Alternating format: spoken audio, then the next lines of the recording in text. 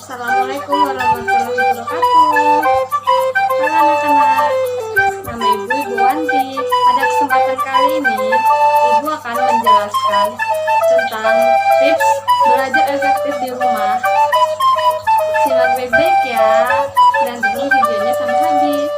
Nah, dalam hari ini, dalam pembelajaran jarak jauh yang berbasis online ini, Miss akan menjelaskan materi yang akan Miss berikan, yaitu tips belajar efektif di rumah.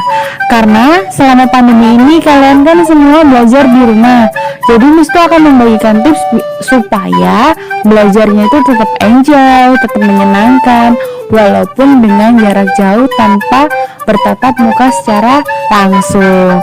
Ya, sebelum belajar dimulai, alangkah baiknya kita berdoa terlebih dahulu. Berdoa selesai. Nah, anak-anak yang salih dan salihah,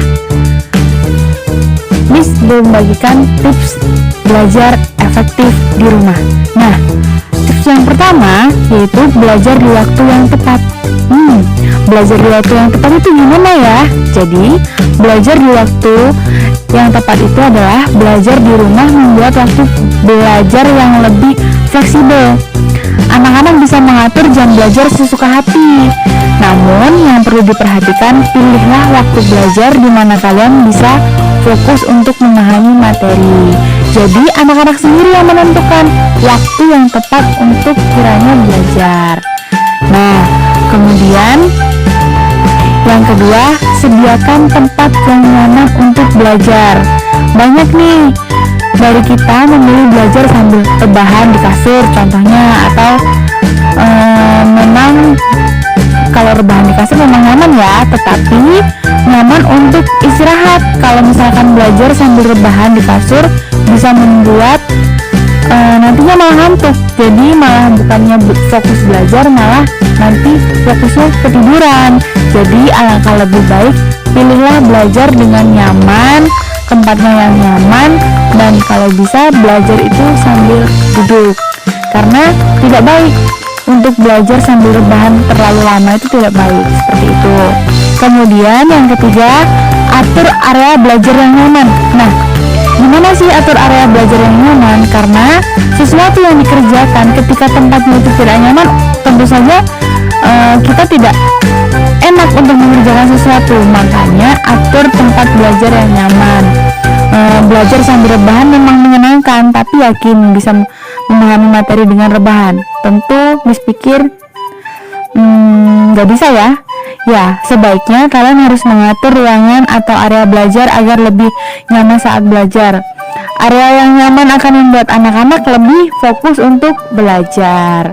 Kemudian yang keempat, sediakan alat-alat yang digunakan untuk belajar. Nah, jadi anak-anak sebelum belajarnya harus menyediakan dulu nih alat-alat apa aja yang akan disediakan. Contoh materi buku-buku materi pelajarannya, atau kamus, atau kalkulator, pokoknya alat penunjang untuk belajar agar belajar itu tidak terganggu gitu. Kemudian yang kelima, nih, pastikan koneksi internet yang baik. Nah, di masa pandemi sekarang ini kita butuh sekali nih koneksi internet yang baik. Nah, untuk itu sebelum kalian belajar lewat online, pastikan dulu nih paket datanya, koneksi internetnya sudah terhubung dengan baik atau belum. Nah, kemudian koneksi internet yang baik akan memudahkan anak-anak untuk tetap terhubung dengan guru saat belajar dari rumah.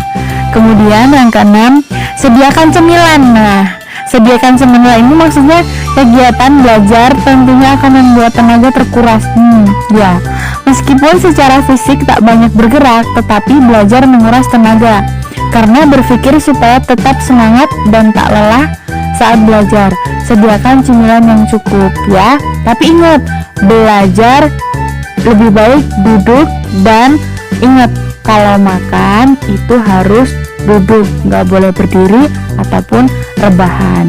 Ya anak-anak yang salih dan salihah. Kemudian yang ketujuh, nah, jauhkan benda yang menurut Anda atau menurut anak-anak itu kurang fokus. Jadi kalau belajar di rumah pasti tak akan luput dari gangguan. Iya, pasti.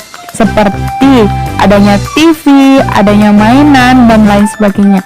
Jadi ketika belajar disisihkan dulu tuh ya.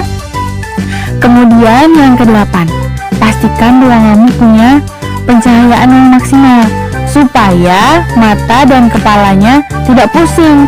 Jadi kalau misalkan nih belajar di tempat yang redup atau pencahayaannya kurang, pasti belajarnya juga tidak nyaman. Jadi kondisikan lampu penerangan itu bisa untuk fokus belajar. Kemudian yang ke-9, yang terakhir ini ya. Jadi cari tahu cara belajar yang sesuai. Nah, tipe anak-anak belajar kan berbeda-beda tentunya. Ada orang yang senang belajar sambil mendengarkan musik. Kemudian ada yang belajar butuh ketenangan, nggak suka nih yang bising-bising. Nih, contohnya Miss, kalau Miss juga nggak bisa belajar berisik, banyak lalu lintas, maksudnya banyak suara-suara motor atau suara-suara yang gaduh, yang rame. Nah, Miss juga nggak bisa. Jadi kemudian ada juga yang senang belajar sambil ngemil tuh, ya kan? Nah, mencari tahu belajar yang sesuai dengan anak-anak ini bisa menghindari anak-anak dari ngantuk, dari rasa malas. Jadi kalau belajar itu disesuaikan, kalian itu senangnya cara belajarnya yang seperti apa. Nah, itu lakukanlah agar semua bisa berjalan dengan baik begitu. Dan ya Miss juga harap kalian juga harus atur waktu nih, benar-benar punya jadwal yang terperinci. Pokoknya seperti sekolah. Jadi kalau misalkan pagi itu jamnya apa ya, lakukanlah seperti itu. Jangan suka menunda-nunda tugas, jangan suka menunda-nunda sesuatu pekerjaan, karena itu akan menimbulkan tugas itu bertumpuk-tumpuk, jadinya tidak efektif dan efisien begitu. Ya anak-anakku yang salih dan salihah, demikian materi pelajaran, tips dan cara belajar yang efektif di rumah. Semoga kalian dapat mengetahui, memahami, dan menerapkan bagaimana agar bisa belajar efektif di rumah. Itu saja yang dapat disampaikan, kurang lebihnya Miss mohon maaf. Dan semoga kalian selalu dalam lindungan Allah Subhanahu wa Ta'ala. Baiklah, Miss akhiri, wabillahi taufiq wal hidayah. Wassalamualaikum warahmatullahi wabarakatuh.